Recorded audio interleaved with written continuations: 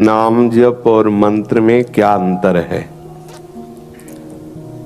नाम सर्व सामर्थ्यशाली, फिर मंत्र जपने की आवश्यकता क्या है, या नाम जप और मंत्र में क्या अंतर है।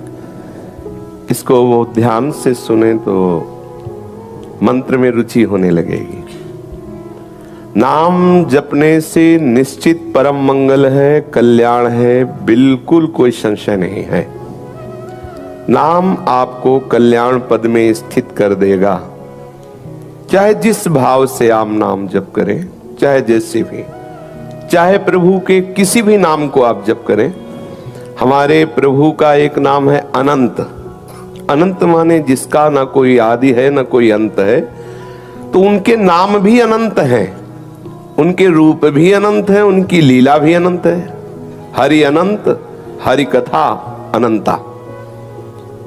जो जीव नाना प्रकार की वासनाओं में फंसे हुए हैं, यदि वो भगवान नाम का आश्रय ले लें तो भवसागर से मुक्त हो जाएंगे, इसमें बिल्कुल कोई संशय नहीं।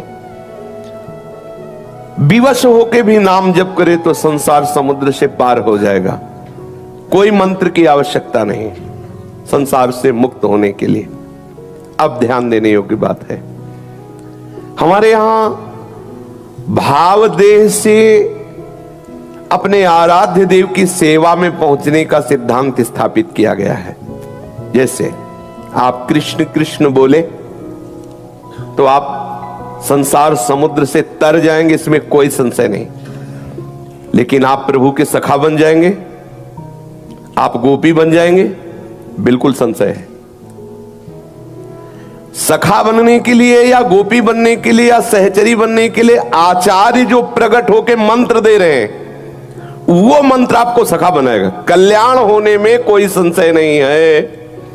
आप कृष्ण कृष्ण बोले, आपका कल्याण पक्का है। राम राम बोले, हरि हरि बोले, कल्याण पक्का है।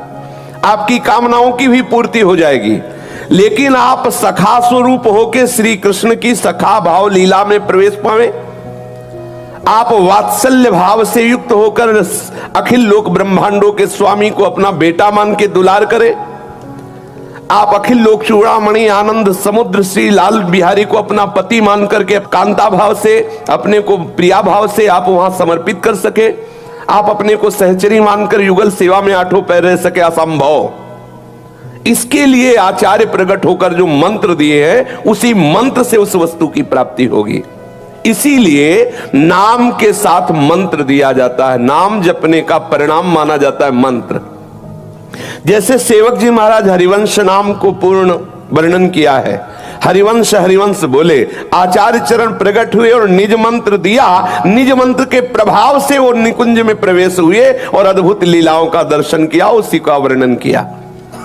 ये जो शरणागत मंत्र है, ये जो निज मंत्र है, या जो भी आचार्य परंपरा से जिनको मंत्र प्राप्त है, इस मंत्र में सामर्थ्य है कि आपको भाव देह की प्राप्ति कराएगा, आपको वहां पहुंचाएगा।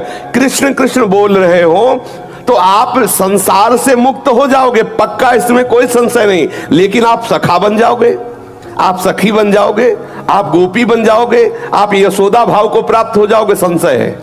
इसके लिए आचार्य शरणागति है, आचार्य के द्वारा दिया हुआ मंत्र है। जो भी मंत्र, अगर आप ब्रह्मबोध प्राप्त करते हो तो नाम जप करते हुए आपको ब्रह्मज्ञानी संत का संग मिलेगा, और उसके द्वारा जो ब्रह्मबोध स्वरूप प्राप्ति का उपदेश है और मंत्र है, वो आपको स्वरूप बोध कराएगा, वो ब्रह्म साक्षात्कार कराएगा। उसी के लिए अद्वैताचार्य स्थिति को प्रदान करने वाले शंकराचार्य भगवान प्रकट हुए। ये जो विविध आचार्य प्रकट होकर मंत्र दे, इसमें रहस्य है। ऐसा नहीं है जैसे अपने लोग बोला जाता है नाम जप से सब कुछ प्राप्त हो जाएगा, तो उसका तात्पर्य नाम जप करो तुम्हें वो रास्ता मिल जाएगा। तुम जो नाम, अब जैसे एक बोल रहा है राम राम राम राम राम, मुक्त हो जाएगा, लेकिन वो साकेत धाम में जाके सिया जी की सहचरी बनकर उनके महल में प्रवेश पाएगा, संभव। उसके लिए जो अग्रदास नाभाग सखी ये सवै राम सीता की अग्रदेवाचार्य जी जो मंत्र प्रकट किए सहचरी भाव का, वहां वो जपोगे तब सीता सहचरी बनकर उनकी सेवा में पहुंच जाओगे। समझ रहे ना? ये जो आचार्य महापुरुष मंत्र दिए हैं ये उस भाव देह को प्राप्त कराकर नित्य सेवा में पहुंचाने के लिए, इसलिए मंत्र बहुत अनिवार्य है। नाम जप करो जब आपका शरीर अपवित्र हो या आप ऐसा लग रहा हो कि मैं मंत्र जपने की योग्यता नहीं रख रहा इस समय किसी अपवित्रता के कारण, या मन नहीं लग रहा, तो नाम जप करो। बकाया मंत्र अत्यंत आवश्यक है, मंत्र के द्वारा ही स्वरूप की प्राप्ति होगी। समझ में आ गया? अब वो आप देख लो, नाम मंगलमय है, भगवत प्राप्ति हो जाएगी, लेकिन भावदेह की प्राप्ति करके सेवा में पहुंचने के लिए जो जिस भाव वाला है, आचार्य ने जो मंत्र दिया वही आपको वहां पहुंचाएगा। नाम का फल है आचार्य शरणागति, आचार्य शरणागति से जो मंत्र मिलता है वो आपको श्री श्यामा श्याम की सेवा में या जिन आराध्य देव की भावना में वही आपको पहुंचा देगा।